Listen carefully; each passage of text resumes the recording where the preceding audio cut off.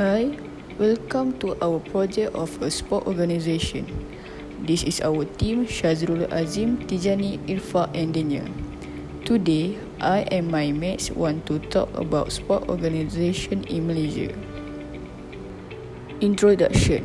A sport organisation is a company that owns and operates professional sport teams. The structure and organisation design of competitive sport that we chose was Malaysia Hockey Federation, MHC. The Malaysian Hockey Confederation, MHC, is the national governing body for Malaysia national hockey teams. It is affiliated to the Asian Hockey Federation, AHF, and member of the International Hockey Federation, FIH. History and early development. History. The hockey game was introduced to Malaysia by British soldiers and personnel who served here in 1892. It was not until 1920 that the game was able to attract the locals. From day to day, the number of those who study and play hockey begins to increase. In 1926, the first hockey match involving the locals was held, which was between the Federal Malay State and the Straits Settlement. Early development. In 1948, the Malayan Hockey Federation (MHF) was established as the coordinating body of this game in Malaysia. And in 1953, FIH received MHF as its affiliate. The first hockey tournament organized by MHF was in 1951 until now. The late Tun Abdul Razak was appointed as the president of MHF 1957 and he presented a trophy as a draw for the interstate competition. My name is Muhammad Ifak Mukrizarin and I will talk about vision and mission for MSC in my group. There are 4 visions mentioned by the Malaysian Hockey Confederation. First one is develop an innovative and exciting competitions or events. Second, build internationally successful national teams. Third, increase the popularity and awareness of the sport in the country. And the last one is increasing the degree of professionalism and governance in sport. There's also 4 missions mentioned by the Malaysian Hockey Confederation. First, sustainable development programs will create 5,000 registered under 12 under 16 players by 2025 with structured training programs, certifications and real-time application to enhance coaching knowledge. Second, there is a dearth of competition for players aged 18 till 23. League formats are short and club-based. And there is a stronger possibility to build a fan base if they were state-based or cooperated state-based.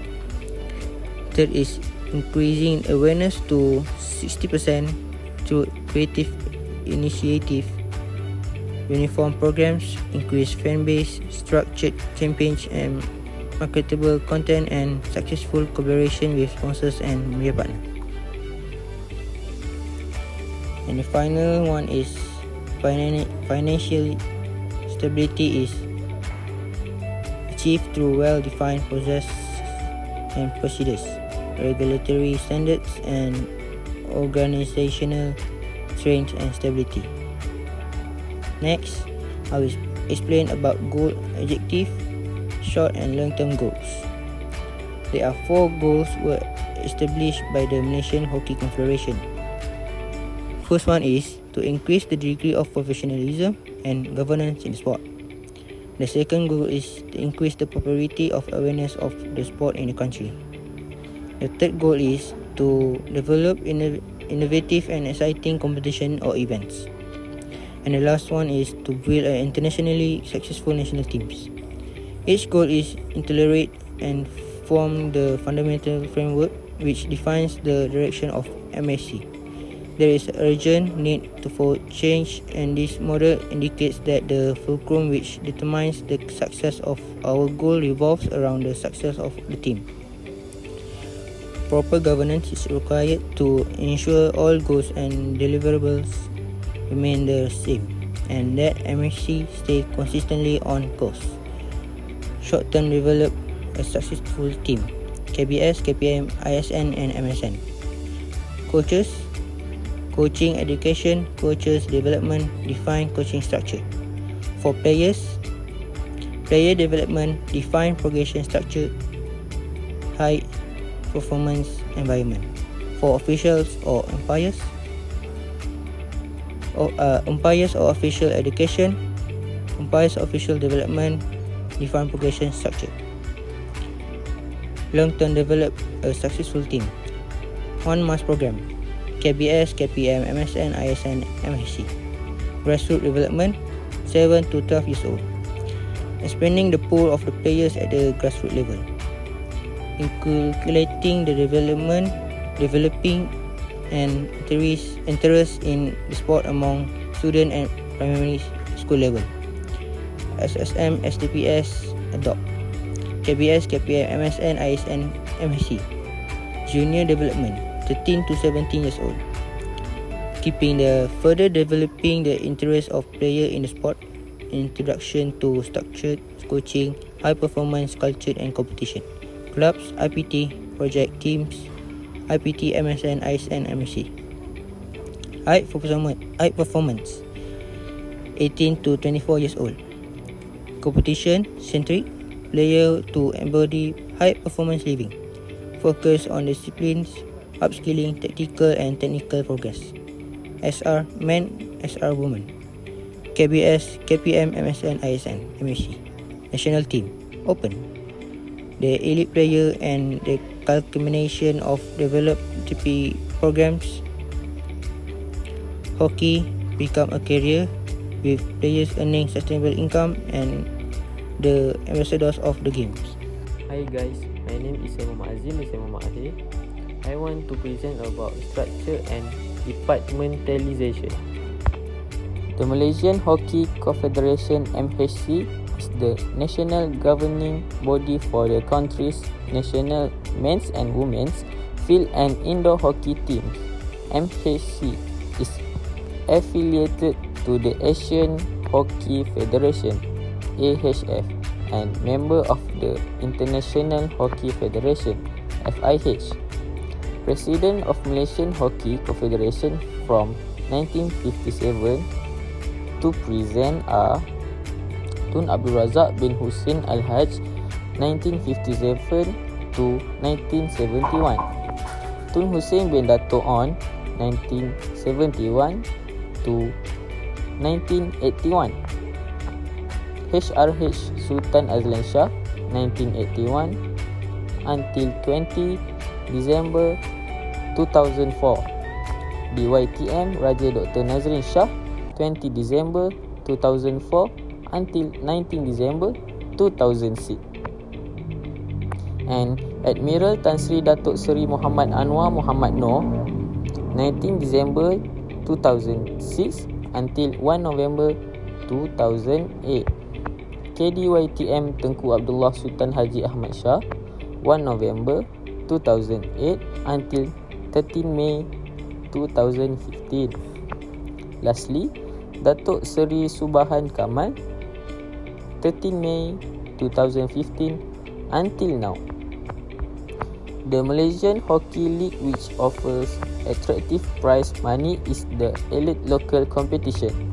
The competitive and challenging tournament often draws the participation of top players from abroad. How does the sport organisation conduct the recruitment process?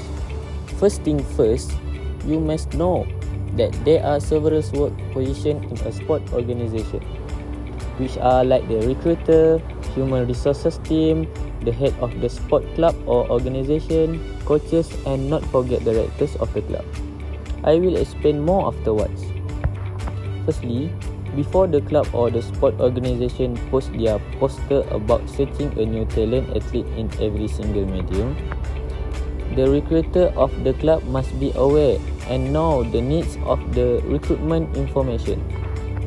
They need to study it well so that there will be no confusion of the people who are interested with their poster. They also need to highlight the main point that they are looking for. Secondly, the human resource need to prepare the description of the requirement clearly. For example, They need to list down all the important things for the recruitment and use the language that most people can understand it easily. This will make things easier for both sides. Next, people who are interested with the poster need to come to the specific time, date and place. I am pretty sure that most people who are interested to the poster are athletes and players. I'm not saying that the public didn't interested with this thing, but athletes and players are more updated when it comes to sport. So the players must show the very best of them, which are their abilities and performance during the selection process. After that, here comes the big deal. The coaches have to screen and make a short list of selected players.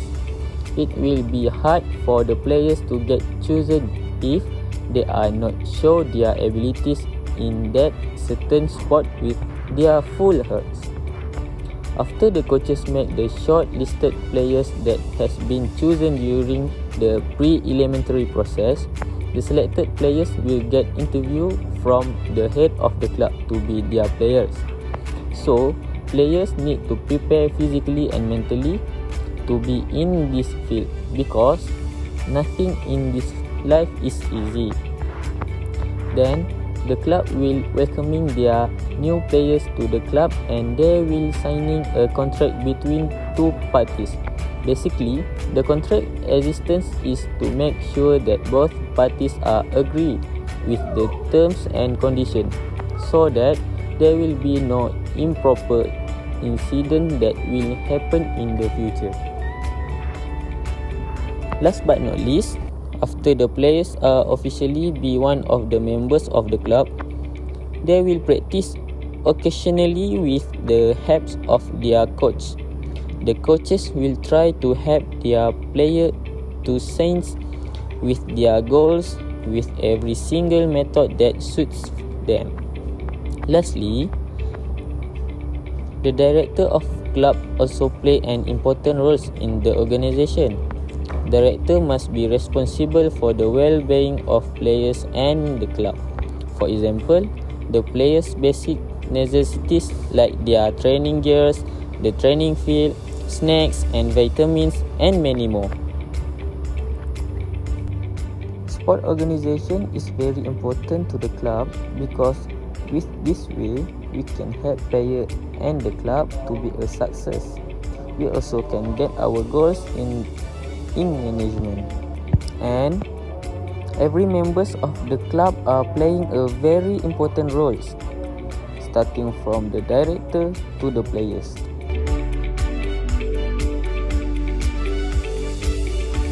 That's all from our presentation. Thank you for listening. I hope you guys can enjoy it. Bye.